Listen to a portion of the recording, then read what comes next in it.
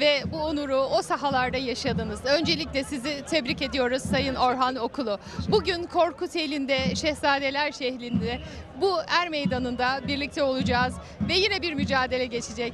Neler söyleyeceksiniz? Evet, öncelikle ben Korkuteli Belediye Başkanımıza çok teşekkür ediyorum. Biz de yani Ataspor'una verdiği desteklerden dolayı. Burada da şimdi sezonun son güreşler, yani son güreşler demeyeyim, daha 5-10 tane güreşinden bir tanesi kaldı. Bizim için 6 tane CV enerji güreşleri geride bıraktık ve ligde de şu anda zirvedeyim. İnşallah hedefim son elmalı güreşleri kaldı. Bir hafta sonra tarihi elmalı güreşleri var. Orada da elimizden geleni yaparak ligde de şampiyon olarak bitirmek istiyorum.